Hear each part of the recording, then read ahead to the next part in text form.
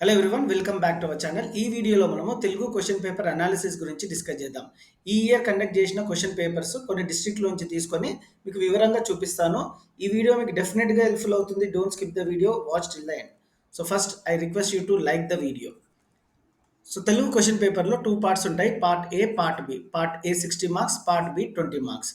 So part A గురించి discuss చేద్దాం ముందుగా. సో ఫస్ట్ సెక్షన్ అవగాహన ప్రతిస్పందన 20 మార్కులు ఉంటాయి. 20 మార్కులు 3 భాగాలుగా డివైడ్ చేయడం జరిగింది. మొదటి భాగం ఈ విధంగా రామాయణం ఉపవాచకంలో నుంచి ప్యాసేజ్ ఇచ్చి 5 ప్రశ్నలు అడుగుతాడు. సో కొన్ని సార్లు ఖాళీలను పూరించండి, చూస్ ద కరెక్ట్ ఆన్సర్ రూపంలో ఆ ప్రశ్నలు తయారు చేయండి అని అడుగుతాడు.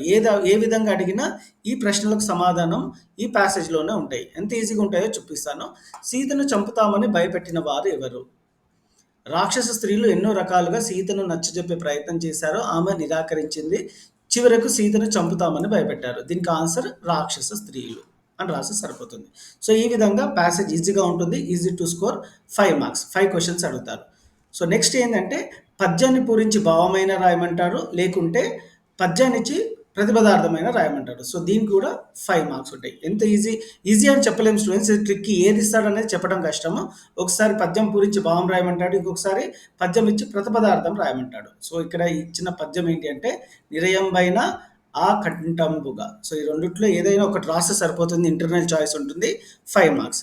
ఇక మూడో భాగము ఇది కూడా ప్యాసేజ్ ఉంటుంది. ఈ ప్యాసేజ్ చాలా ఈజీ, కాకపోతే ఈ ప్యాసేజ్కి 10 మార్క్స్ ఉంటుంది. సో ప్రతి ప్రశ్నకి 2 మార్కులు, 5 ప్రశ్నలు అడుగుతాడు. సో ఇక్కడ మీరు గమనించవచ్చు ఈ క్వశ్చన్ పేపర్లో ఏ ప్యాసేజ్, ఒకసారి ప్యాసేజే కాదు పద్యం కూడా ఇచ్చి రాయమంటాడు. సో అనువుగాని చోట నదుకులను మనం రాదు, దానికి అనుగుణంగా 5 ప్రశ్నలు, 10 మార్కులు ఉంటాయి. సో ఫస్ట్ సెక్షన్లో ఇంకో డిస్ట్రిక్ట్లో ఏ క్వశ్చన్స్ అడిగాడు అనేది కూడా చూద్దాము. రామాయణం నుంచి ఉపవాచకం నుంచి ఒక ప్యాసేజ్ అడిగి 5 ప్రశ్నలు ఇస్తాను కదా, అదే విధంగా వేయడం జరిగింది. ఇక్కడ మీరు గమనించవచ్చు. వీటికి ఆన్సర్ ఏం చెప్పాలి స్టూడెంట్స్, ఎందుకంటే చాలా ఈజీ కాబట్టి ఈ ప్రశ్నలకు సమాధానం ప్యాసేజ్లోనే ఉంటాయి. So next second part in first section ఏంటి అంటే పద్యాన్ని పూరించి భావం రాయండి. తెలంగాణమున అనువుడు నల్ల. సో ఇవి రిపీటెడ్ క్వశ్చన్సే, కాకపోతే మీరు తరోగా పద్యాలు నేర్చుకోవాల్సి ఉంటుంది. నెక్స్ట్ ఇక్కడ పద్యం చదివి ఇచ్చిన ప్రశ్నలకు ఆన్సర్స్ రాయండి అన్నాడు. ఈ విధంగా 5 ప్రశ్నలు ఇస్తే 5 ప్రశ్నలు ఇవ్వడం జరుగుతుంది 10 మార్కులకి. సో ఇంకో డిస్ట్రిక్ట్ క్వశ్చన్ పేపర్ చూద్దాము. సెకండ్ సెక్షన్లో వ్యక్తీకరణ సృజనాత్మకత, question answer sections. So very important. First question answer సెక్షన్లో మనకి ముందుగా షార్ట్ ఆన్సర్స్ ఉంటాయి. 12వ ప్రశ్న, నాడు నేడు తెలంగాణ మేడ లేదు అని కవి ఎందుకన్నాడు? ఎంతటి ఎత్తులోకి ఎదిగినా ఉంటుంది పరీక్ష అని అనడంలో కవి ఆంతర్యం ఏమిటి? కొత్త బాట రచయిత్రి ఈమె పాకాల యశోదారెడ్డి గురించి రాయాల్సి ఉంటుంది. యుగాంతం కథ ప్రత్యేకత చెప్పాల్సిన కథ అని రచయిత ఎందుకన్నాడు? సో ఈ 4 క్వశ్చన్స్ రాస్తే మనకి 12 మార్క్స్ ఉంటాయి. ఎలాంటి చాయిస్ ఉండదు, అన్ని క్వశ్చన్స్కి ఆన్సర్స్ అటెంప్ట్ చేయాల్సి ఉంటుంది. సో లాంగ్ ఆన్సర్స్లో ఏమడిగాడో చూద్దాం. బలి చక్రవర్తి ఇచ్చిన మాట తప్పని మానధనుడు పాఠ్యభాగం ఆధారంగా వివరించండి. ఫస్ట్ లెసన్లో ఉన్న క్వశ్చన్ ఆన్సర్. నగర జీవితం, ఇది చాలా ఇంపార్టెంట్ క్వశ్చన్. అనుకూల ప్రతికూల అంశాలను నగర గీతం పాఠం ఆధారంగా వివరించండి. సో నెక్స్ట్ ఇక్కడ ఇంటర్నల్ చాయిస్ ఉంటుంది. లాంగ్ ఆన్సర్కి ఏదైనా ఒకటి రాస్తే సరిపోతుంది. ఆది హిందువుల అభ్యున్నతి కోసం భాగ్యరెడ్డి వర్మ చేసిన కృషిని వివరించండి. చాలాసార్లు అడిగాడు, ఇది మాత్రం కంపల్సరీగా నేర్చుకోవాల్సి ఉంటుంది. గోల్కొండ లేని క్వశ్చన్ పేపర్ లేదు. గోల్కొండ కోట విశేషాలను వివరించండి. సో నెక్స్ట్ క్వశ్చన్ ఏంటి అంటే రామాయణం నుంచి ఉంటుంది. 18th question. ఇప్పుడు వాల్మీకి రామాయణ రచనకు ప్రేరేపించిన సన్నివేశాన్ని వివరించండి. రామ రావణ యుద్ధాన్ని తెలపండి. So this are long answers. లాంగ్ ఆన్సర్స్కి మనకి చాయిస్ ఉంటుంది, ఇంటర్నల్ చాయిస్. షార్ట్ ఆన్సర్స్కి ఉండదు. ఇంకో డిస్ట్రిక్ట్ క్వశ్చన్ పేపర్లో ఏ క్వశ్చన్స్ ఇచ్చాడో చూద్దాం. Short answers and long answers. శుక్రాచార్యునితో బలిచక్రవర్తి ఎలాంటి ఆపదలు వచ్చినప్పటికీ ఇచ్చిన మాట తప్పను అన్నాడు. కొత్త బాట రచయిత్రి పాకాల యశోధరెడ్డి. ఈమె ఇక్కడ కూడా ఇదే ప్రశ్న అడగడం జరిగింది. ఒక కవి గురించి కంపల్సరీ అడుగుతారు స్టూడెంట్స్. అందరు కవుల గురించి ఒకసారి చూసుకోండి.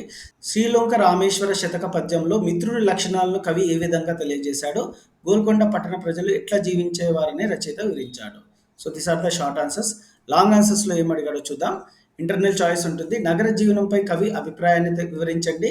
భిక్ష పాఠంలో వేదవ్యాసుడు ఎదుర్కొన్న సంఘటనలు, వాటి పరిణామాలను వివరించండి. ఎవరి భాష వాళ్ళకి వినసొంపు అనే పాఠంలో సామల సదాశివ గారు చేసుకున్న ముచ్చట్లను సంగ్రహంగా తెలపండి. భూమిక పాఠం ఆధారంగా నెల్లూరు కేశవ స్వామి చార్మినార్ కథల విశేషాలను పరిచయం చేయండి. రామాయణం నుంచి అడిగిన ప్రశ్న ఏమడిగాడో చూద్దాం. సూర్యచంద్రులు ఉన్నంత కాలం రామాయణం ప్రజల హృదయాల్లో నిలిచియుండే కావ్యమని సమర్థిస్తూ రాయండి. రామ రావణ సంగ్రామం జరిగిన విధానాన్ని వివరించండి. సో, మనం డిస్కోర్సెస్ తర్వాత చూద్దాము. గురించి అభినందన వ్యాసం రాయండి. మీరు చూసిన చారిత్రక ప్రదేశ విశేషాలను మీ మిత్రునికి ఆర్ మిత్రురాలికి లేఖ ద్వారా తెలియజేయండి.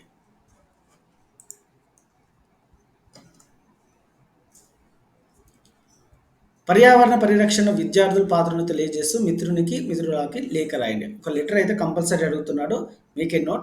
జీవన భాషం పాఠం తమకు ఎటువంటి ప్రేరణ కలిగించిందో ఇద్దరు విద్యార్థులు చర్చించుకుంటున్నారు. ఆ చర్చను సంభాషణ రూపంలో రాయండి. So this is about part A students. Part B కూడా ఇంకో వీడియో చేస్తాను. మీకు ఈ వీడియో నచ్చినట్టుంటే please give a like, share with your friends. Thank you.